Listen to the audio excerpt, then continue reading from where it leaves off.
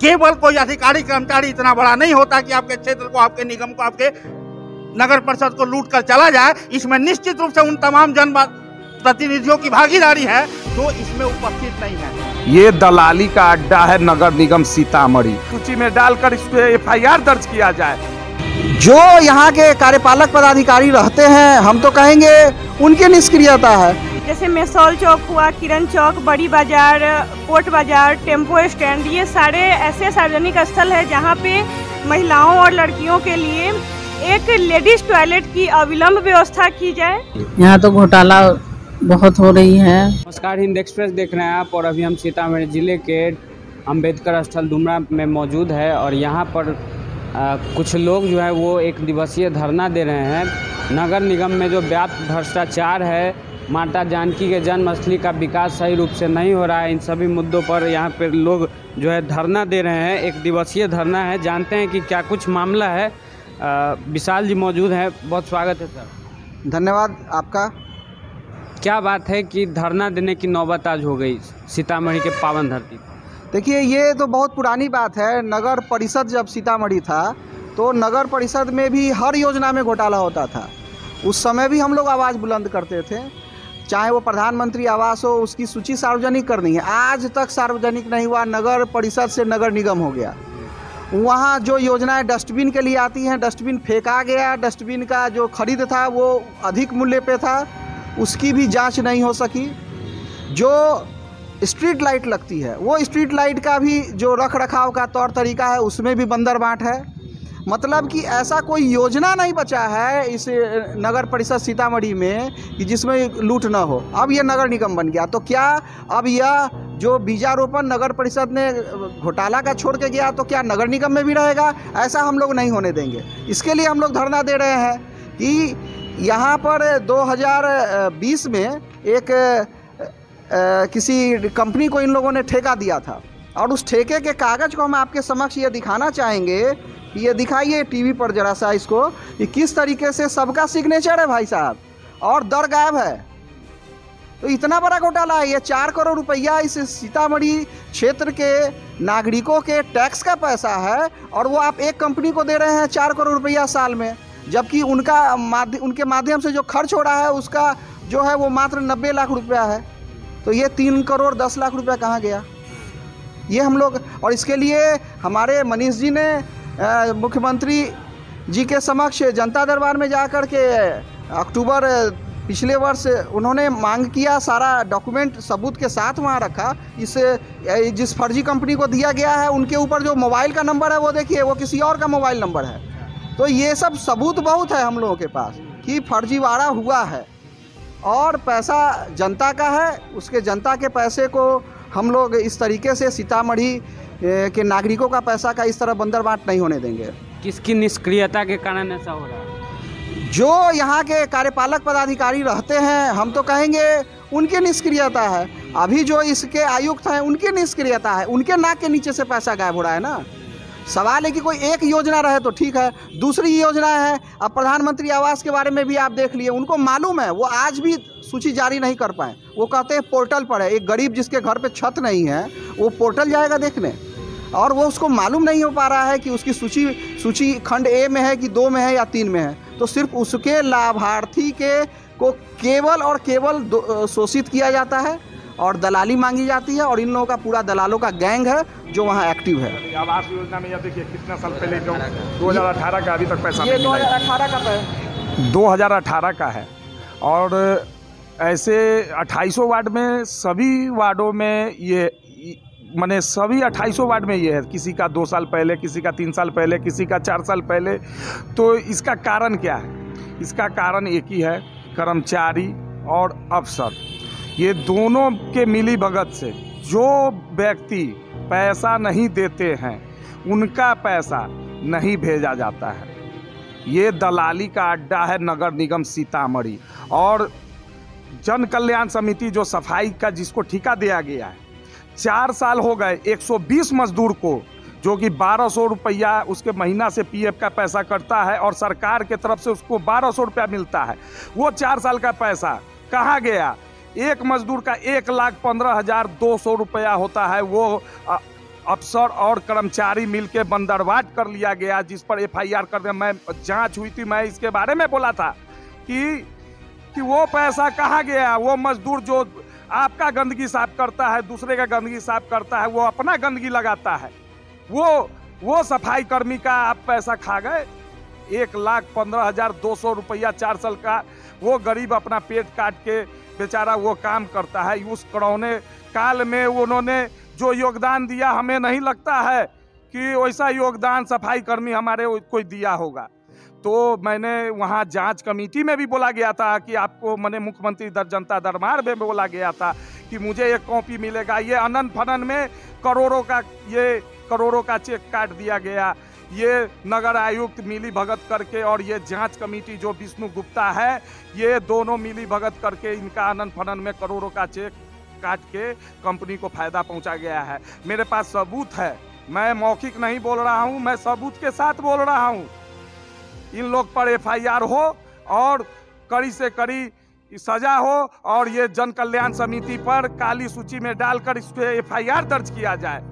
देखिए, आपने पूछा एक सवाल की क्या हुआ जो धरना की नौबत आ गई, तो हम धरना के अलावा कर भी क्या सकते हैं। धरना ही तो एक ऐसा लोकतांत्रिक प्रक्रिया है जिसके माध्यम से हम सत्ता, सरकार और स्थानीय व्यवस्था को जगा सकते हैं। धरना करना हमारी मजबूरी है। धरना इसलिए करना पड़ रहा है कि जिले के तमाम अधिकारी कर्मचारी सरकारी आवास में रह रहे हैं, लेकिन इसी देश के सरकार द्वारा प्रधानमंत्री आवास योजना के तहत दी गई आवास जो 3 साल पहले अलॉट की गई, ऑफिस का चक्कर काट रहा है और आवास लाभुक को आवास प्राप्त नहीं होगा। धरना देने की नौबत इसलिए आ गई कि ये तमाम अधिकारी कर्मचारी जिनके अपने मकान भी नहीं है, सरकारी मकान में रहते हैं, नौकर तक लगाए हैं साफ सफाई के लिए और इनका फर्श तक जगमगाते रहता है और हमारा रोड धूल का होली खेल रहा है या फिर कीचड़ का होली खेल रहा है, इसलिए धरना देने की जरूरत पड़ती है। और मैं ये नहीं मानता कि केवल अधिकारी कर्मचारी दोषी हैं। हम ये मानते हैं कि ऐसे धरना कार्यक्रमों में, इस लड़ाई में जो भी जीते हुए पार्षद साथ नहीं है, हमें मानते हैं कि वो दोषी है। जो भी नगर अध्यक्ष साथ नहीं है, हमें मानते हैं कि वो दोषी है। और जो भी उपाध्यक्ष साथ नहीं है, हम मानते हैं दोषी है। अगर वो दोषी नहीं है तो उनको आके धरना देना चाहिए। केवल कोई अधिकारी कर्मचारी इतना बड़ा नहीं होता कि आपके क्षेत्र को, आपके निगम को, आपके नगर परिषद को लूट कर चला जाए। इसमें निश्चित रूप से उन तमाम प्रतिनिधियों की भागीदारी है जो इसमें उपस्थित नहीं है। अगर आप लड़ते नहीं हैं तो भ्रष्टाचार को सपोर्ट करते हैं। और मैं खुले मन से यहाँ से संदेश देना चाहता हूँ कि यही हो रहा है कि सीतामढ़ी नगर परिषद जो था, आज जो नगर निगम बना है, जो ट्रैक्टर ढंग से नहीं चला पाए, वो तमाम दावा करेंगे आपके बीच आकर कि हम तो अब जो है फॉर्च्यूनर चला लेंगे, लेकिन मुझे उस ड्राइवर की क्वालिटी पर संदेह होता है। मेरा ये मानना है कि तमाम वो पार्षद आज यहाँ होना चाहिए जो इस सिस्टम के विरुद्ध हैं, जिनको लगता है कि 30 लाख महीने का भुगतान फालतू भुगतान है, जिन्हें लगता है कि साल में 4 करोड़ फालतू दिया जा रहा है, उन्हें इस धरना में होना चाहिए, उन्हें DM के दिए जाने वाले ज्ञापन में होना चाहिए, उन्हें हाई कोर्ट तक हमारे साथ चलना चाहिए। और ये तमाम पदाधिकारी जो जनता द्वारा चुने गए हैं इसी व्यवस्था में, जो हमारे साथ नहीं है, जो इस आंदोलन के साथ नहीं है, हमें मानते हैं कि सब तमाम उन अधिकारियों के या तो संरक्षक बने हुए हैं या भागीदार बने हुए हैं। मैं मूल व्यवस्था परिवर्तन की बात कर रहा हूँ कि भ्रष्टाचार के विरुद्ध जो आवाज उठी है, यह किसी न किसी लक्ष्य तक पहुंचना चाहिए। और लक्ष्य यही हो कि जन कल्याण समिति है जिसका कल्याण करने में ही तमाम अधिकारी कर्मचारी, और हम तो कहते हैं जो जनप्रतिनिधि भी शामिल है, ये तमाम लोग उनका जन कल्याण कर रहे हैं। नाम केवल जन कल्याण है, जन का कल्याण नहीं हो पा रहा है। इनसे रिकवरी होनी चाहिए, इन पर FIR होना चाहिए, इन पर मुकदमा चलना चाहिए। और ऐसे तमाम अधिकारी कर्मचारी या जनप्रतिनिधि जिनके प्रस्ताव पे इनको पेमेंट किया गया है, ये कौन होते हैं बिना रेट तय किए हुए वर्क कॉन्ट्रैक्ट कर लेने वाले? क्या इनके अपने निजी धन का लागत है क्या? घर में नौकर रखते हैं तो 4 बार सोचते हैं कि बजट से बाहर तो नहीं हो जाएगा, लेकिन जब इनको लाखों रुपए लुटाना होता है क्योंकि वो पैसा हमारे टैक्स का है, इसलिए हमारा ये दर्द बनता है और हम आज धरना में बैठे हैं। और ये तो शुरुआत है, लड़ाई बहुत आगे तक जाएगी। हम लोग तो ऐसे लोग हैं, जब लड़ाई में चलते हैं तो बहुत सारी संख्या रहती है और बहुत सारी संख्या जब हटने भी लग जाती है तब भी जब लड़ने निकल जाते हैं तो निकल जाते हैं। मैं मनीष जी को इस मंच के माध्यम से आश्वस्त करता हूँ कि जिस दिन हाईकोर्ट चलना होगा हमको ढूंढ लेना, और जिस दिन जहाँ भी चलना होगा आप ढूंढ लेना, और इस लड़ाई को अब थमने नहीं देना है। धन्यवाद।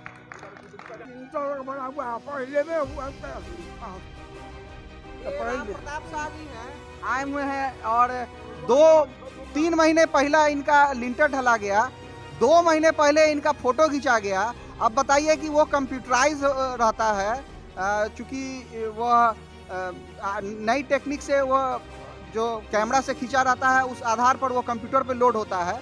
और उस आधार पर फोटो खिंचा जाने के बाद भी यह आदमी 2 महीने से चक्कर काट रहा है। इनका खाता में अभी तक पैसा नहीं आया है। ये तो परेशानी है। यही आप देखिए, आए हुए हैं सामने में। बुजुर्ग आदमी है, उसके बावजूद भी समस्याएं ऐसे वृद्ध लोगों की है। उन जनप्रतिनिधियों को, उन प्रशासनिक अधिकारियों को भी जरूर लगे। मैं वार्ड नंबर 15 का वार्ड पार्षद का भाई महेश प्रसाद जी का भाई हूँ। वो बीना देवी वार्ड पार्षद ही थी। मेरे बाबूजी के नाम से दुकान आमंटन गुदरी बाजार में था, जो पैसा लेकर वो अपने नाम से करवा लिया गया है। और एक एक आदमी को 4-4 दुकान आवंटन नगर परिषद से किया जा रहा है, 20-20 लाख रुपया, 25-25 लाख रुपया लेकर। इनकी जांच का कॉपी मनीष भैया को मैं दिया हुआ हूँ और इस पर कोई कार्रवाई नहीं हो रही। बीच में जांच भी आई हुई थी, लेकिन पैसा लेकर सारा बात को दबा दिया जाता है। जो कोई भी पद पे आता है, वार्ड पार्षद हो या चेयरमैन हो या वाइस चेयरमैन हो, वो अपने न किसी बेटा के नाम पर, न ये पति के नाम पर हो या पत्नी के नाम पर, आप दुकान हो या सरकारी कोई भी टेंडर में आप भाग नहीं ले सकते। सरकार का निर्देश है। और इनके पिताजी के नाम से होने के बाद, ये इनके भाई साहब पहले वार्ड पार्षद नहीं थे, पहले ये दुकान चलाते थे। और जैसे ही वार्ड पार्षद वो बने, उनको गलत सलत करके आवंटन दुकान वो अपने पत्नी के नाम पर करवा लिए और इनको बेदखल कर दिया गया। और सारा सबूत, और जबकि न्यायालय में केस चल रहा है और नगर निगम के द्वारा वो दुकान बंद किया गया था। और ये किसने उनका दुकान खोला, ये बहुत बड़ी गंभीरता की बात है। और ये आज के समय में समझ में नहीं आ रहा कि ये अफसर जो है अपने आप को मुख्यमंत्री समझ लिए हैं कि क्या डीएम समझ लिए हैं कि भैया जब चाहे किसी को दुकान आवंटन करवा दे रहे हैं। ये सब बहुत विडंबना की बात है। और दूसरी बात, डीएम साहब ने 4 महीना पहले बोला था कि इस शहर में सीसीटीवी कैमरे एजेंसी पर एफआईआर दर्ज करो, काली सूची में डालो, लेकिन वो मौखिक रह गया, एफआईआर दर्ज नहीं हुआ। और पूछे जाने पर नगर प्रबंधक से तो प्रक्रिया चल रही है। अरे भाई 4 महीना हो गया, आदेश आपको मिल गया, आप एफआईआर क्यों नहीं कर रहे हैं?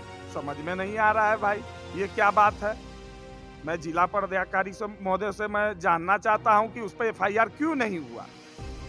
धन्यवाद। सीतामढ़ी जिला माँ सीता की जन्मभूमि है और यहाँ पे महिलाओं की अगर बात की जाए तो महिला कहीं से भी सुरक्षित भी नहीं है।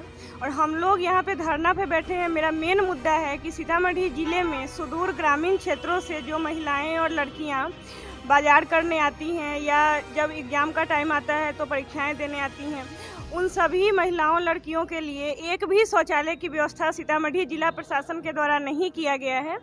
यहाँ पे हम यही चाहेंगे, जिला प्रशासन से मेरी मांग है कि वो जैसे मेसौल चौक हुआ, किरण चौक, बड़ी बाज़ार, कोट बाज़ार, टेम्पो स्टैंड, ये सारे ऐसे सार्वजनिक स्थल है जहाँ पे महिलाओं और लड़कियों के लिए एक लेडीज़ टॉयलेट की अविलंब व्यवस्था की जाए।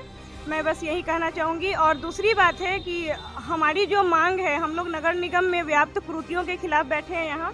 इन सारी मांगों को जल्द से जल्द पूरा किया जाए, क्योंकि मनीष जी के द्वारा लगातार सीएम आवास तक, मतलब सीएम जनता दरबार तक इन्होंने गए हैं और कोई सुनवाई नहीं किया गया है।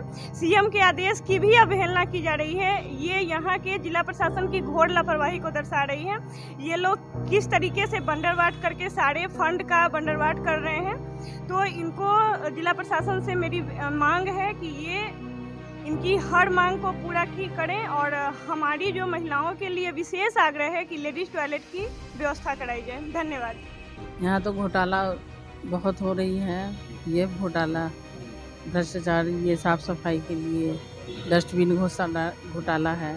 डस्टबिन भी आते हैं, कहाँ गया, क्या हुआ, किसी को नहीं पता और पता ही नहीं चल रहा है कि कहाँ डस्टबिन है।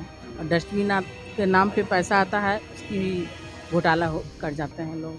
हर चीज़ में घोटाला, हर चीज़ में घोटाला है। और महिलाओं की कोई सुख सुविधा भी नहीं है, कोई सुनाई नहीं होती है। महिलाओं को ज़्यादा परेशानी हो रही है, बहुत ज़्यादा परेशानी हो रही है महिलाओं को। खास तौर पे देख पा रहे हैं महिलाओं की भी परेशानी है। और तमाम वो ऐसे लोग हैं, जिला प्रशासन की भी लापरवाही है जैसा ये लोग बता रहे हैं। तो इन सभी चीज़ों को सुधार करने की ज़रूरत है, नहीं तो भविष्य में बहुत इसका नुकसान होना पड़ता है। क्योंकि आम जनमानस जो है वही आपको चुनते हैं और वही सबसे बड़ी कुछ भी कर सकते हैं मतलब। तो आप हिंद एक्सप्रेस देख रहे थे सहयोगी सत्यम के साथ, मैं सौरभ।